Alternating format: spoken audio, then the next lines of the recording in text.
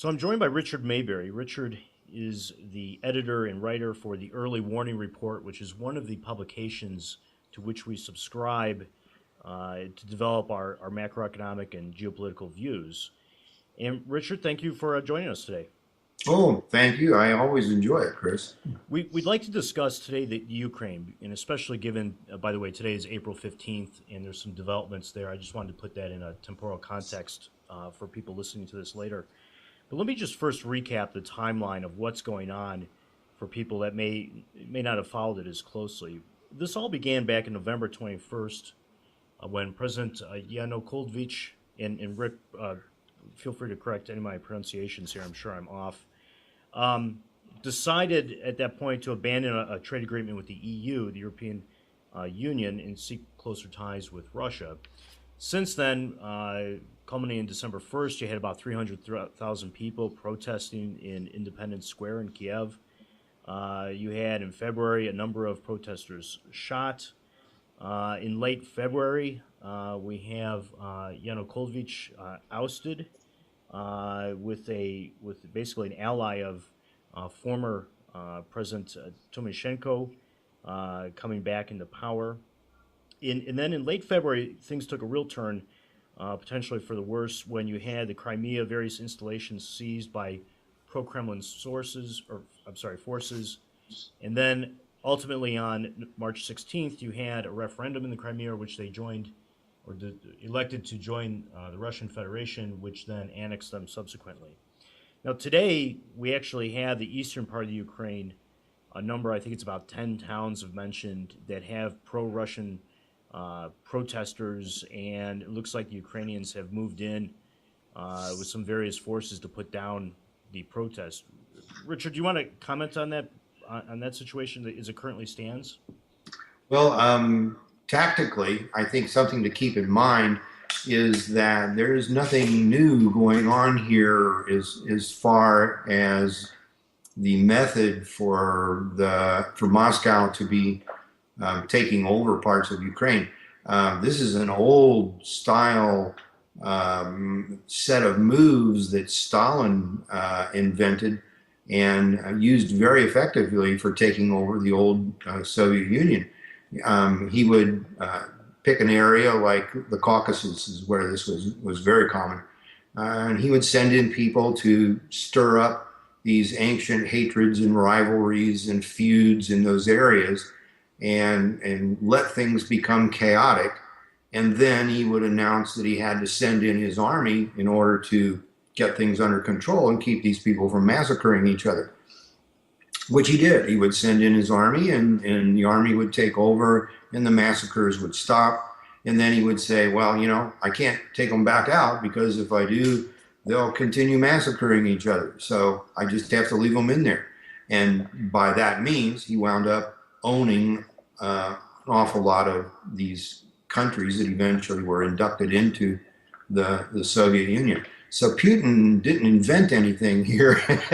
He's just following Stalin's example, and I think it's probably going to work.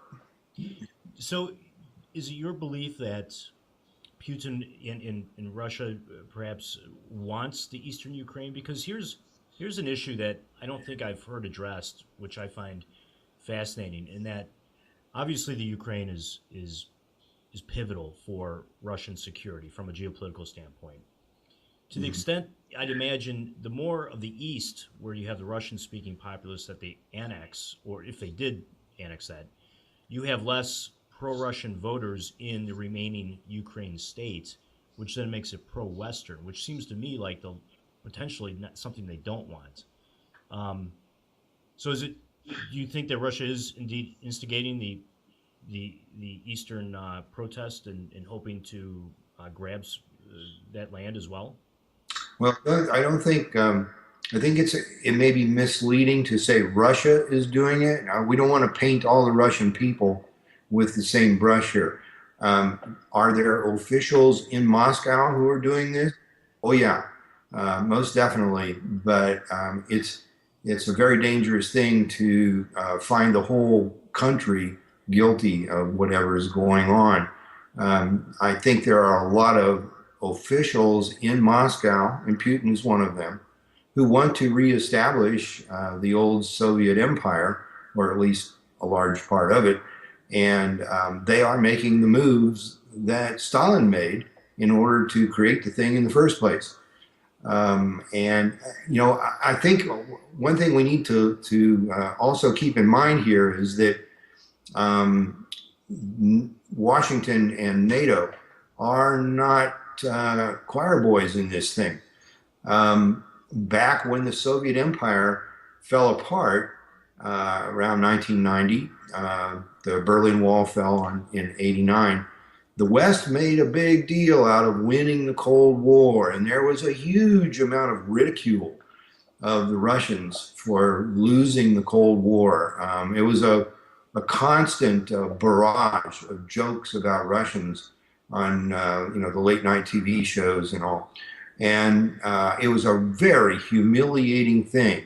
And then on top of that, NATO started moving eastward and started inducting former members of the Soviet bloc into NATO. So at the same time the Russians are being laughed at, they're watching their old enemy, NATO, coming in their direction. And it scared scared them to death. And they still are scared because NATO is still coming. NATO had plans to induct Ukraine. There were, I think, check me on this, but I think there were 13 so-called Iron Curtain countries, which were the buffer states between Russia and NATO. And NATO has gradually absorbed those buffer states until now there are only two left. One is Belarus and the other one is Ukraine. And this constant, for more than 20 years, this constant movement of NATO in the direction of Russia has just kept the Russian people in a very anxious situation. And now the power seekers in Moscow are taking advantage of that. If you were reading my newsletter back in the early 90s, you heard my warnings that NATO should not be moving eastward, that it would scare the Russians. And I issued that warning many times. Don't do this, that it's going to turn out badly because the Russians at some point will draw a line. Well, they've drawn the line now in Ukraine. And I don't see anywhere this can go but a whole lot more bloodshed and maybe all out big iron war. And because NATO was hard on the Russian people emotionally and never took that into account. You have to remember Russia's history. My God, they've been invaded and overrun time after time after time. In World War II, the United States suffered 400,000 deaths. Russia suffered 20 million. There's almost no Russian got away without having a relative or a friend killed in that war. And they still are scared to death of an invasion from the West. And I think rightfully so, given their history. I mean, if you lived in Russia, that's your history, is invasion. And NATO never took that into account.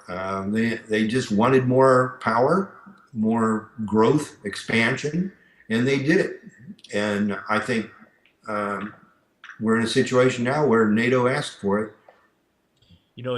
It's funny. I don't think most Americans realize that America, in fact, invaded the Soviet Union shortly after its foundation. I think about 8,000 troops, along with, I'm just going from memory, but about, I think, 72,000 Japanese alongside them. Um, Yeah. hmm you know, and many other countries too, Britain, sure. Italy. They were invaded. I don't know. There was like at least a half a dozen countries invaded Russia, and Americans aren't taught this history. But you can be sure every Russian knows that history. Speaking of NATO, maybe it's just me, but tell me if I'm off here. Secretary General Rasmussen, who I believe is Danish, I have never heard or witnessed a Secretary General of NATO so involved on the geopolitical scene than this gentleman is at this present time. It's Mhm. almost like I can't tell if he has a separate agenda from that of the United States in general, but it just seems he's very, very prominent in this crisis. Yeah, the thing to remember about NATO is it is a collection of governments. This is a political organization, and like any other political organization, it wants more power, and it wants to exercise that power.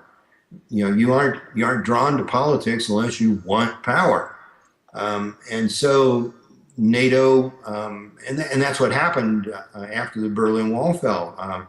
The NATO governments just saw this as, whoa, this is a really good chance to spread out and grab more power and become bigger and push other people around.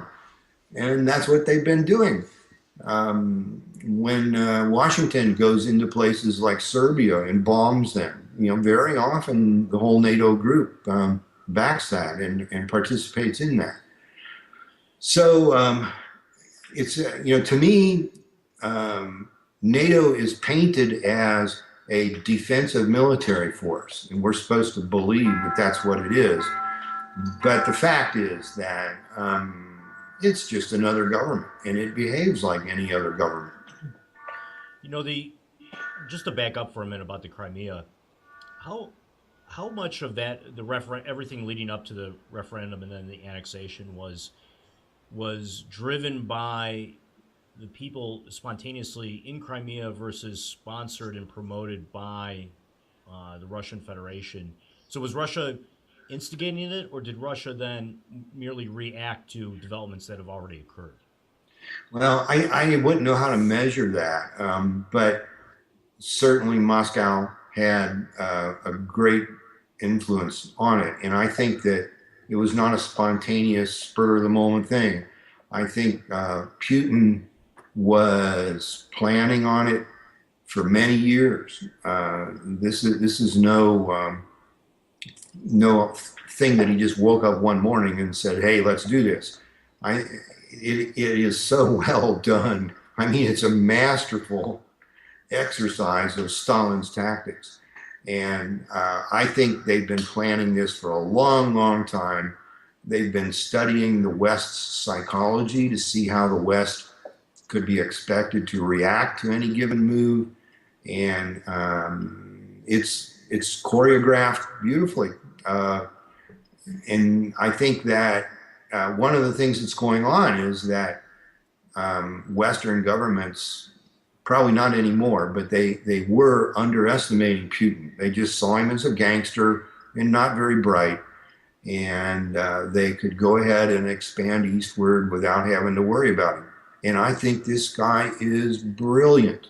I think he may be the most brilliant politician in the world today. Not that that makes him a nice guy. Uh, you can be brilliant and be evil, and I think he is. uh, Well, so it's my opinion that this was all planned out over a period of many years. now how do you see this playing out now? Because if you had asked me, 3 months ago, would this develop into a full scale conflict, I would have said absolutely not. I couldn't see it going that way. But now we have some sizable Ukrainian forces fairly close to apparently massed Russian forces. What how do you see this playing out, or potentially playing out? I just finished writing my May newsletter, which is early warning report, about that exact subject. Um, One of the things I can give you some of it here. We can't Sure. do too much of it, but one of the things that politicians all over the world, and especially in the United States, are always forgetting is that is a very strenuous thing, and it's necessarily something, an occupation for young people because of that. And armies draft or induct voluntarily young people. It's very common for armies to induct people as young as 16.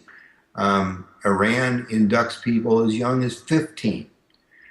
And it's not too much of an exaggeration to say that every army in the world is a collection of teenagers with pimples and guided missiles. So what you've got is two groups of those kinds of people who are facing each other now across the border there in Ukraine and Russia. And there have been many wars in history that have started accidentally because a bunch of teenagers had the weapons and went at each other. They weren't supposed to, but they did anyhow. Now, if you're savvy about war, you realize that as you move troops closer together, you increase the chances of an accidental war. And the longer they are together, facing each other, eyeball to eyeball, the more your odds are that you're going to have an accidental war.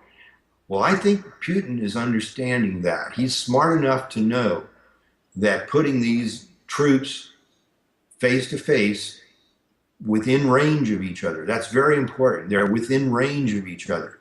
Putting them that way just is increasing the odds of an accidental war. And of course, I think it will happen. I think the odds are very high that it will happen. I don't want to be certain about it. But I think the odds are very high because I think Putin is planning an accidental war.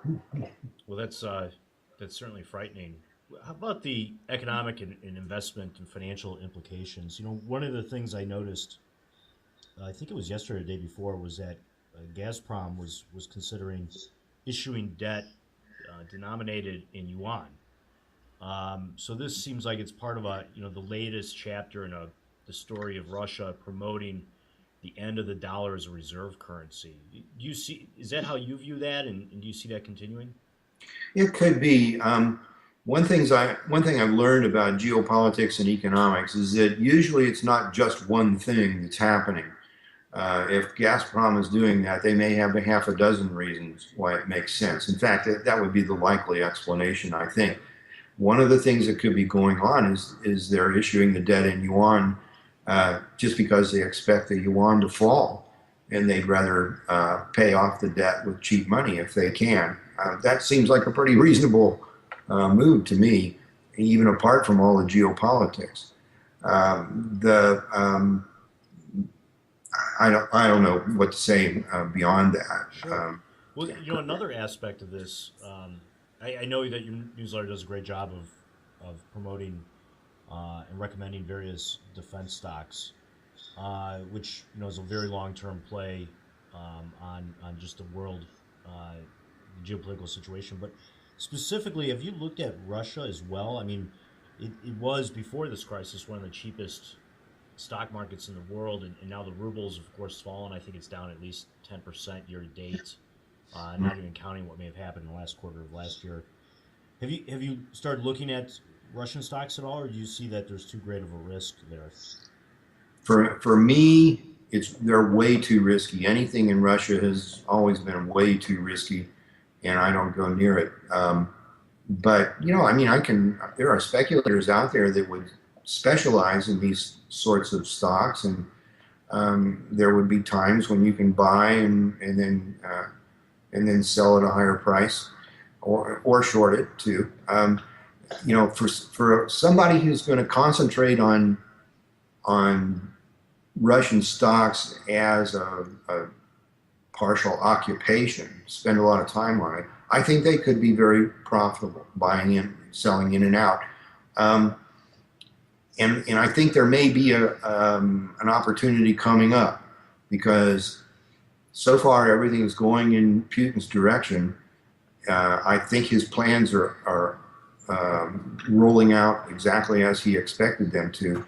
And he's probably going to have some point here where he's going to look like a hero.